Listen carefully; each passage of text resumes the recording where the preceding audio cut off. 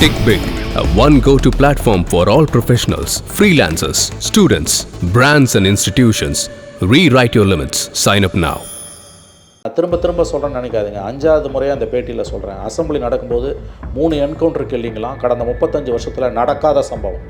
Sir என்ன காரணம் sir? எங்கே தடுமாறுறாங்க? இந்த ஒரு சூழ்நிலைக்கு தள்ளப்படுறதுக்கான காரணம் என்னன்னு முதலமைச்சரின் கட்டுப்பாட்டில் காவல்துறை இல்லை, அதனால் இது நடக்குது. யார் கட்டுப்பாட்டில் இருக்குன்னு நீங்கள் கேட்டிங்கன்னா ரொம்ப வினோதமான பதில், யார் கட்டுப்பாட்டிலும் இல்லை.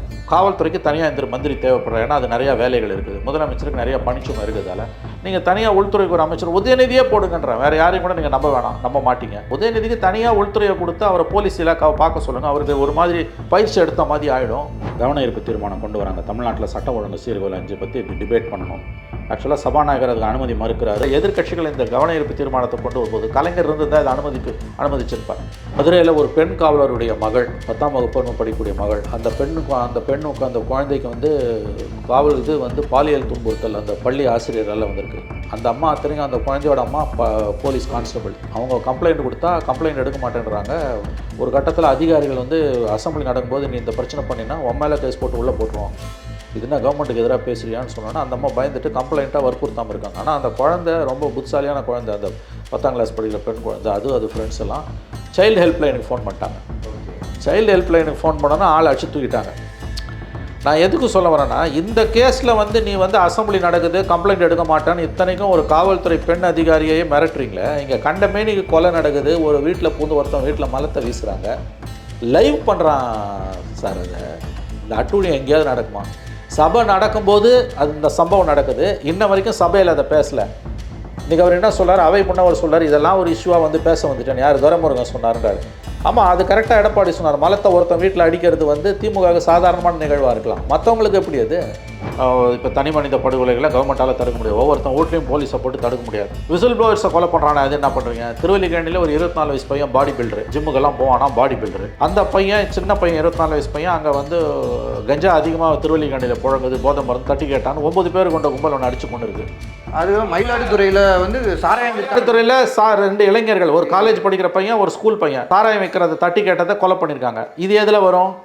என்ன கொடுமைனா, இதை கேட்க வேண்டிய இடதுசாரிகளும் காங்கிரஸும் விசிகாவும் மொத்தமாக போய் இன்றைக்கி திமுக காலடியில் கொத்தடிமையாக உட்காந்துருப்பதோட விளைவை தான் மாநில என்று அனுமதித்து கொண்டிருக்கிறது.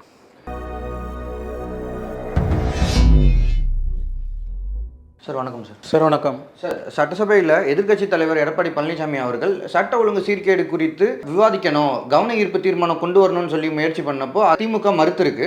ஸோ இந்த ஒரு இடத்துல அவங்க வெளிநடப்பு பண்ணியிருக்காங்க. இந்த ஒரு நிகழ்வை நீங்கள் எப்படி பார்க்குறீங்க? இன்றைக்கி காலையில், இன்றைக்கி நம்ம 4ஆம் தேதி ஏப்ரல் 4ஆம் தேதி வெள்ளிக்கிழமை பேசிகிட்டு இருக்கோம். இன்றைக்கி காலையில் சட்டமன்றம் கூடின உடனே கேள்வி நேரத்துக்கு பதிலுக்கு அதிமுக ஒரு கவன ஈர்ப்பு தீர்மானம் கொண்டு வராங்க. தமிழ்நாட்டில் சட்டம் ஒழுங்கு சீர்குலைவு 5 பற்றி டிபேட் பண்ணணும்.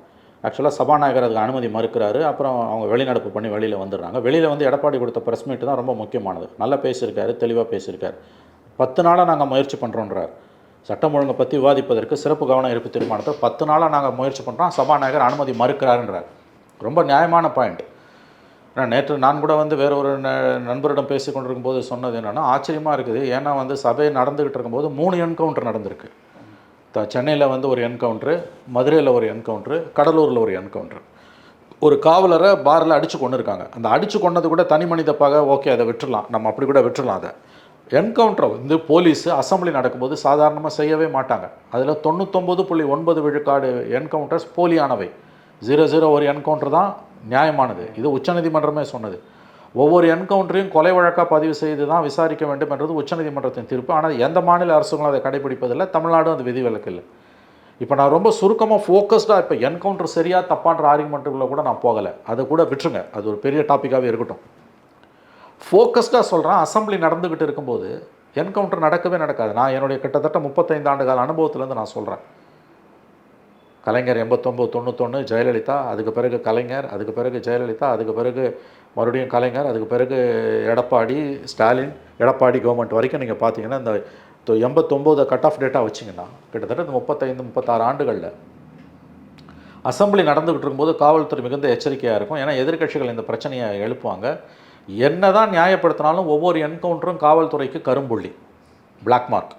எவ்வளவு நியாயப்படுத்தினாலும் காவல்துறைக்கு ஒரு என்கவுண்டர் என்பது போலி மோதல் கொலைகள் என்பவை மிகப்பெரிய இழுக்கு. சர்வசாதாரணமாக 3 என்கவுண்டர் நடந்திருக்கு அசம்பிளி நடந்துக்கிட்டு இருக்கும்போது கடந்த 3 வாரத்தில். அதை விட கொடுமை என்னென்னா அதை சட்டசபையில் பேச அனுமதிக்கலைன்றது இப்போ தான் தெரியுது. எந்த பத்திரிகையும் அதை பற்றி கட்டுரையும் எழுதலை, யாரும் அதை பற்றி தொலைக்காட்சிகள் எதையோ 24 மணி நேரமும் 365 நாளும் அதிமுக முதுகு பின்னாலேயே சுற்றிக்கிட்டு இருக்கக்கூடிய கேடுகட்ட தமிழ்நாட்டு ஊடகங்கள் இதை கையில் எடுக்கவே இல்லை. அவர் குறிப்பாக சட்டமன்றத்தில் எதிர்க்கட்சிகளுக்கு வாய்ப்பு முழுமையாக மறுக்கப்படுது அப்படின்னு இது வழக்கமான குற்றச்சாட்டு என்று கூட நாம் எடுத்துக்கொள்ளலாம். அவங்க இருக்கும்போது அதிமுக இதே குற்றச்சாட்டை திமுக அதிமுக மேலே வச்சுது, அதிமுக திமுக மேலே வைக்குது. ஓகே, இதை பற்றி அவங்கள கேட்டிங்கன்னா அவங்க ஒரு பெரிய லிஸ்ட்டு கொடுப்பாங்க, எதிர்க்கட்சிகளுக்கு தான் அதிக நேரம் கொடுத்தோம். இது கடந்த காலத்தில் சேடப்பட்டி முத்தியா காலத்துலேருந்து எடப்பாடிக்கு அப்பாவு காலம் வரைக்கும் இதுதான் நடந்துகிட்டு இருக்குது. நான் சொல்வது சட்டம் ஒழுங்கு சந்தி சிரிக்குது. சரியான உதாரணம், அசம்பிளி நடந்துகிட்டு இருக்கும்போது 3 என்கவுண்டர் கில்லிங், அப்புறம் சவுக்கு சங்கர் மேட்ரு. அதை எனக்கு எடப்பாடி சொல்கிறேன். ஒரு தனிநபர், நாடறிந்த யூடியூபர், அவர் பண்ணுற பல காரியங்களில் நமக்கு உடன்பாடு கிடையாது. நாம் ஒன்றும் அவரை கண்ணை மூடிக்கொண்டு ஆதரிக்கவில்லை.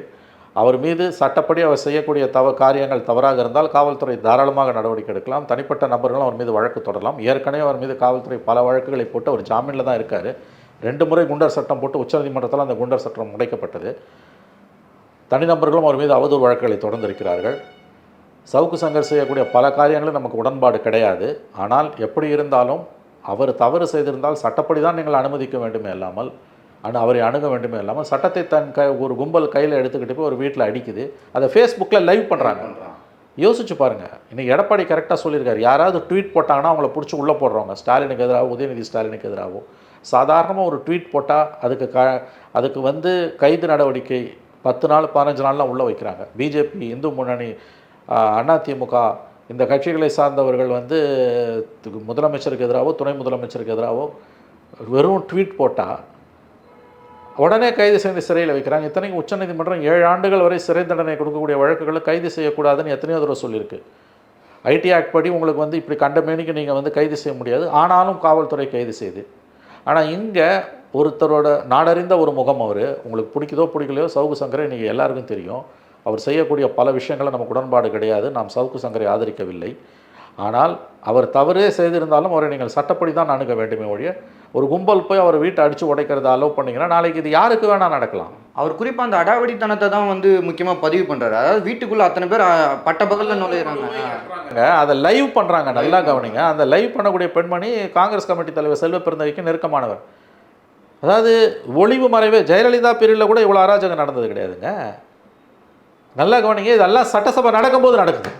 சவுக்கு சங்கர் தாக்குதலும் சட்டசபை நடக்கும்போது நடக்குது. நான் திரும்ப சொல்கிறேங்க, சட்டசபை கூட்டம் நடக்கும்போது காவல்துறை மிகுந்த எச்சரிக்கையுடன் இருக்கும். அரசுக்கு எதிராக வழக்குகளை போடுபவர்களை காவல்துறை அறிவுறுத்துவார்கள். சட்டசபை முடிகிற வரைக்கும் கொஞ்சம் அமைதியாக இருந்தால் அதுக்கு பிறகு கேஸ் போடுங்க. யார் டிராஃபிக் ராம்சாமி விஷயத்துலலாம் நான் நேரில் பார்த்துருக்கேன் அது. ஏன்னா அந்த அளவுக்கு அரசாங்கம் ஒரு கண்ணியத்தை காப்பாற்றும். இப்போ நீங்கள் சமீபத்தில் ஒரு வாரத்துக்கு முன்னால் ஒரு செய்தி வந்தது. மதுரையில் ஒரு பெண் காவலருடைய மகள், 10ஆம் வகுப்பு படிக்கக்கூடிய மகள், அந்த பெண்ணுக்கு அந்த குழந்தைக்கு காவல் பாலியல் துன்புறுத்தல் அந்த பள்ளி ஆசிரியரால் வந்திருக்கு. அந்த அம்மா அத்தனைக்கும் அந்த குழந்தையோட அம்மா போலீஸ் கான்ஸ்டபிள். அவங்க கம்ப்ளைண்ட் கொடுத்தா கம்ப்ளைண்ட் எடுக்க மாட்டேன்றாங்க. ஒரு கட்டத்தில் அதிகாரிகள் அசம்பிளி நடக்கும்போது நீ இந்த பிரச்சனை பண்ணினா உன் மேலே கேஸ் போட்டு உள்ளே போட்டுருவோம், இதுனா கவர்மெண்ட்டுக்கு எதிராக பேசுறியான்னு சொன்னோன்னா அந்த அம்மா பயந்துட்டு கம்ப்ளைண்ட்டாக வற்புறுத்தாமல் இருக்காங்க. ஆனால் அந்த குழந்தை ரொம்ப புத்திசாலியான குழந்தை, அந்த 10ஆம் கிளாஸ் படிக்கிற பெண் குழந்தை. அது ஃப்ரெண்ட்ஸ் எல்லாம் சைல்டு ஹெல்ப்லைனுக்கு ஃபோன் பண்ணிட்டாங்க. சைல்டு ஹெல்ப்லைனுக்கு ஃபோன் பண்ணோன்னா ஆள் அடிச்சு தூக்கிட்டாங்க. நான் எதுக்கு சொல்ல வரேன்னா, இந்த கேஸில் நீ அசம்பிளி நடக்குது கம்ப்ளைண்ட் எடுக்க மாட்டேன்னு இத்தனைக்கும் ஒரு காவல்துறை பெண் அதிகாரியையே மிரட்டுறீங்களே. இங்கே கண்டமேனிக்கு கொலை நடக்குது, ஒரு வீட்டில் பூந்து ஒருத்தன் வீட்டில் மலத்தை வீசுகிறாங்க, லைவ் பண்ணுறான் சார். அதை இந்த அட்டூழியம் எங்கேயாவது நடக்குமா? சபை நடக்கும்போது இந்த சம்பவம் நடக்குது. இன்ன வரைக்கும் சபையில் அதை பேசலை. இன்றைக்கி அவர் என்ன சொல்கிறார், அவை முன்னவர் சொல்கிறார், இதெல்லாம் ஒரு இஷ்யூவாக பேச வந்துட்டேன். யார் துரைமுருகன் சொன்னார்ன்றார். ஆமாம், அது கரெக்டாக எடப்பாடி சொன்னார். மலத்தை ஒருத்தன் வீட்டில் அடிக்கிறது திமுக சாதாரணமான நிகழ்வாக இருக்கலாம். மற்றவங்களுக்கு எப்படி அது? திமுககாரனுக்கு அது சாதாரணமான நிகழ்வு தான். நீங்கள் சிவாஜி கிருஷ்ணமூர்த்தி நபர்களை வச்சு பேச வைக்கிறதும் சவுக்கு சங்கர் வீட்டில் அடிக்கிறதும் இதெல்லாம் உங்களுக்கு சாதாரணமான நிகழ்வு தான். துரைமுருகன் சொன்னது அவை முன்னவர் இதெல்லாம் ஒரு இஷ்யூ நீங்கள் பேச வந்துட்டீங்களேன்னு அவர் சொல்கிறாருன்னு எடப்பாடி வெளியில் சொல்லிவிட்டு எடப்பாடியே சொல்கிறார், ஆமாம்மா அது திமுககாரங்களுக்கு சாதாரணமான நிகழ்வு தான்ட்டு. உண்மையிலே அவங்களுக்கு சாதாரணமான நிகழ்வு தான். மாநிலம் எங்கே போய் கொண்டிருக்கிறது? இதுதானே திராவிட மாடல் ஆட்சி. நம்ம ஒன்றும் தேனும் பாலும் ஓடணும்னு கேட்கலையே. கண் முன்னால் நடந்த இந்த சம்பவங்கள் அசம்பிளி நடக்கும்போது இது நடக்குது, பேசவே நீங்கள் அனுமதிக்கலைன்னா உங்களுக்கு ஆன்டி இன்கம்பன்சியே இல்லைன்னு உங்களை நீங்களே ஒரு பப்பிளை உருவாக்கி, மீடியா பப்பிளை உருவாக்கி 100% மீடியாவை கண்ட்ரோலில் வச்சுருக்கிறதால நீங்கள் வந்து ஒரு கனவுலகத்தில் வாழ்ந்துக்கிட்டு இருக்கீங்க. ஆகவே இன்றைக்கு நடந்த இந்த வாக்கெடுப்பு, இன்றைக்கி வெளிநடப்பு, அதிமுக சட்டமன்றத்தில் இன்றைக்கி வெளிநடப்பு 100% நியாயமான ஒரு வெளிநடப்பு. உண்மையிலேயே தமிழகத்தில் சட்டம் ஒழுங்கு மிக மோசமான நிலைமையில் இருக்கிறது என்பதுதான் உண்மை. உடனே நீ குஜராத்தை பார், உத்தரப்பிரதேசத்தை பார், பீகாரை பார், அசாமை பார், ஜார்க்கண்டை பார்னு திமுகவை விட திமுகவோட தொங்கு சதைகள் இருக்குல்ல, திமுகவோட கூட்டணி கட்சிகளும் திமுக வளர்க்கப்படுகிற அறிவாளி அல்சேஷன்களும் இதை இன்னிலேருந்து வந்து தங்களுடைய உண்மையான குரலை பதிவு செய்ய ஆரம்பித்து விடுவார்கள். மக்கள் பார்த்துக்கிட்டு இருக்காங்கங்க. ரொம்ப நியாயமான பிரச்சனை தானே அவங்க கையில் எழுப்பியிருக்காங்க. 3 என்கவுண்டருங்க அசம்பிளி நடக்கும்போது. நீ பேசணும்ல, சபையில் பேசணும்ல, கவர்மெண்ட்டு டிஃபெண்ட் பண்ணும், 3 விஷயத்தையும் டிஃபெண்ட் தான் பண்ணோம், தெரிஞ்ச விஷயம். பட் சபையில் பதிவாகணும் இல்லைங்க. சட்டத்தை காவல்துறை கையில் எடுத்துக்கொள்வதை முதலமைச்சர் அனுமதிப்பார் என்றால் நாளைக்கு இந்த அரசுக்கு அது பெருங்கேடாக வந்து முடியும், பெருங்கேடாக வந்து முடியும்.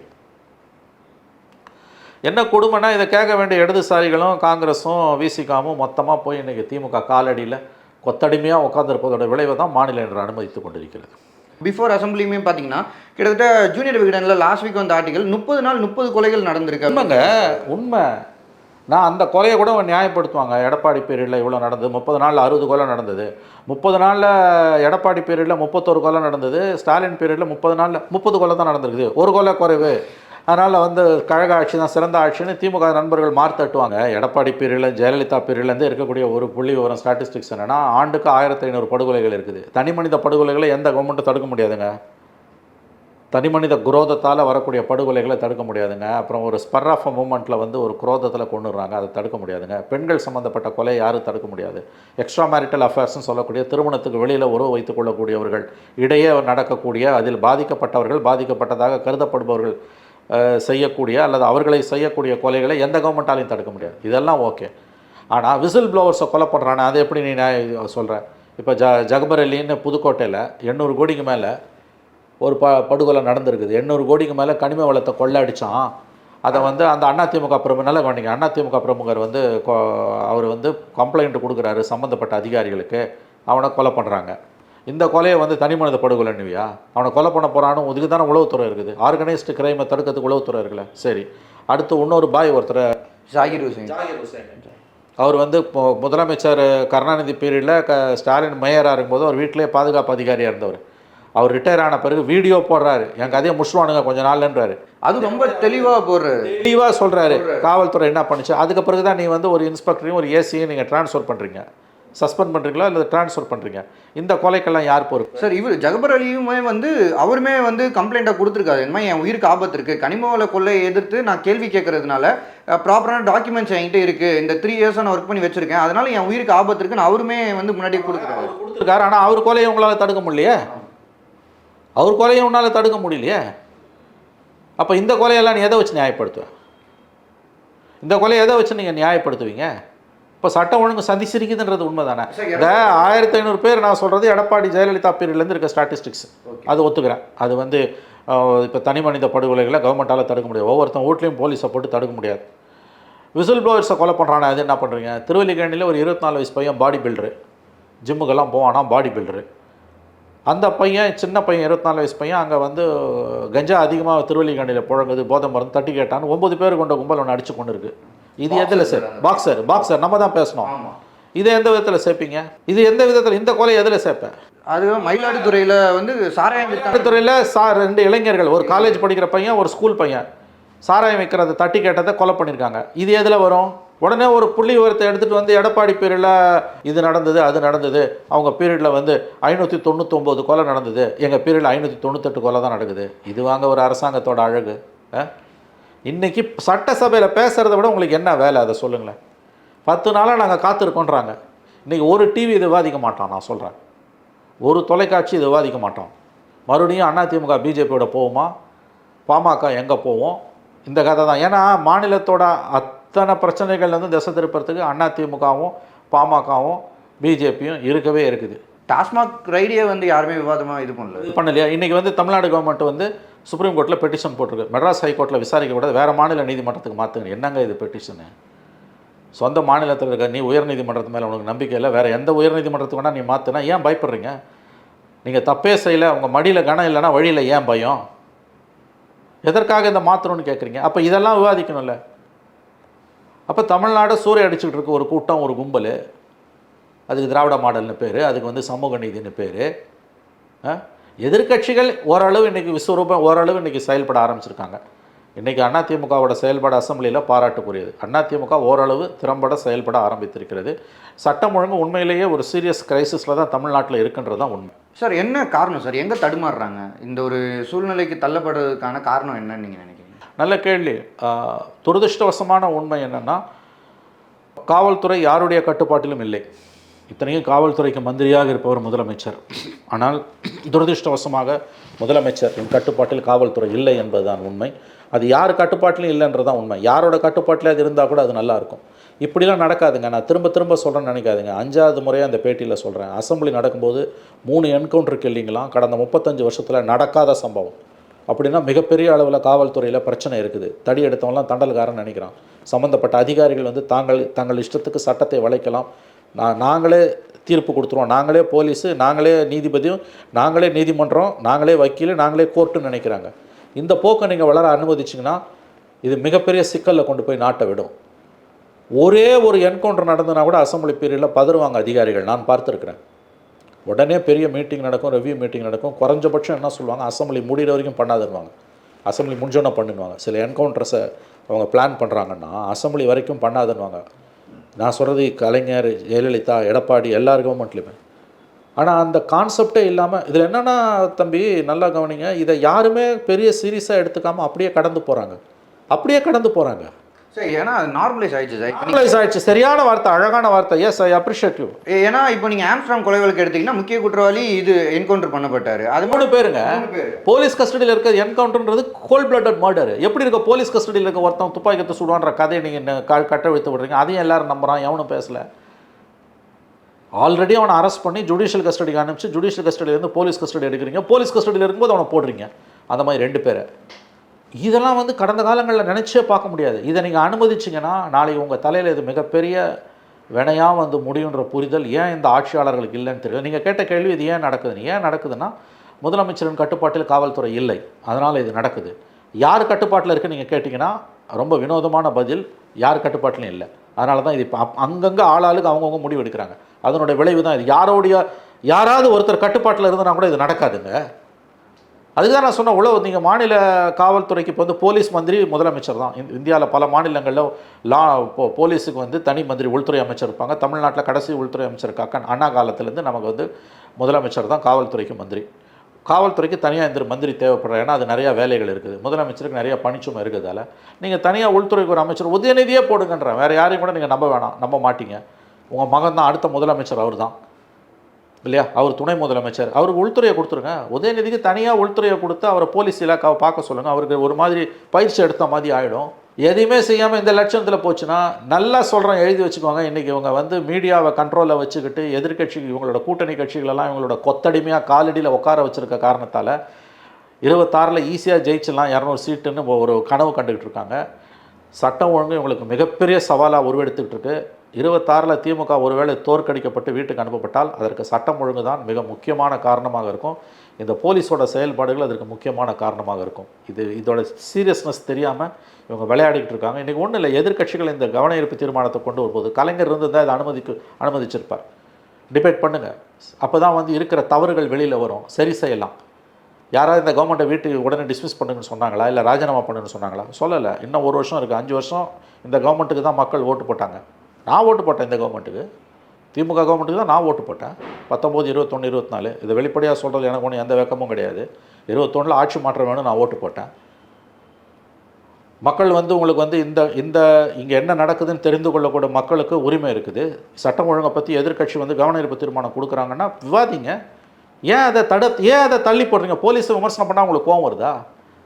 ஆக்சுவலாக அது உங்களுக்கு நல்லது. சட்டம் ஒழுங்கை பற்றி சபையில் விவாதிப்பது, சட்டசபையில் விவாதிப்பது ஆளும் கட்சிக்கு நல்லது. உங்களுடைய தவறுகளை வந்து திருத்திக் கொள்ள உதவும்.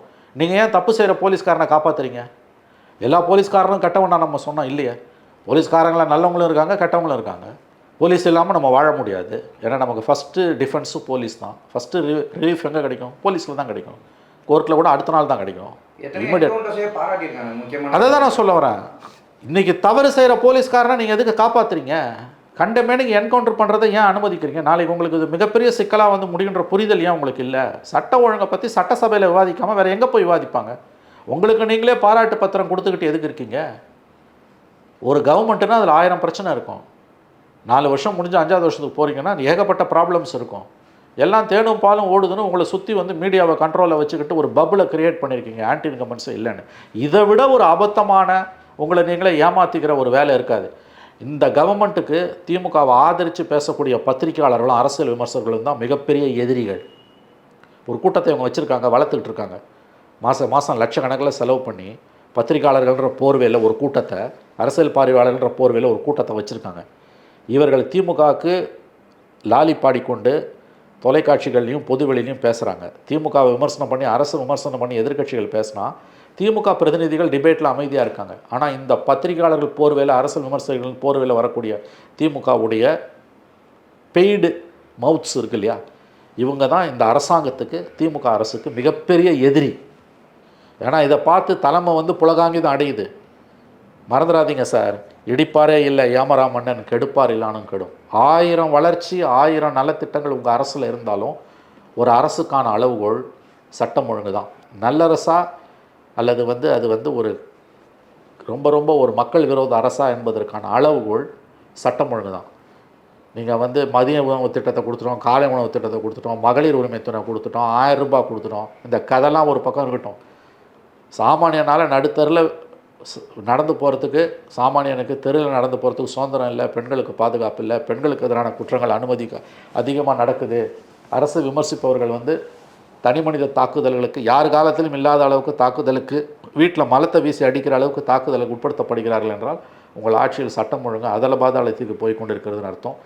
நீங்கள் 1000 சாதனை செஞ்சீங்கனாலும் சட்டம் ஒழுங்கு இப்போ இருக்கக்கூடிய நிலைமையில் கண்டினியூ ஆச்சுன்னா 26 திமுகவுக்கு அது மிக பெரிய ஒரு சவாலாக அமையும். இது அவங்களுக்கு புரியல. சட்டசபையில் இதை விவாதித்தாங்கன்னா தவறுகளை களைஞ்சலாம். பேசவே விடாமல் செய்வதன் மூலமாக அவர்கள் எல்லாத்தையும் மூடி மறைச்சு போலீஸ் லாபியை காப்பாற்றுறோன்ற பேரில் தங்கள் தலையில் தாங்களே இந்த ஆட்சியாளர்கள் மண்ணை அள்ளி போட்டிக் கொள்கிறார்கள் என்று தான் நான் பார்க்கிறேன். ரொம்ப சீரியஸான ஒரு இஷ்யூ எடுத்து அட்ரஸ் பண்ணிங்க சார். நேரம் ஒதுக்குனதுக்கு நன்றி. நன்றி சார்.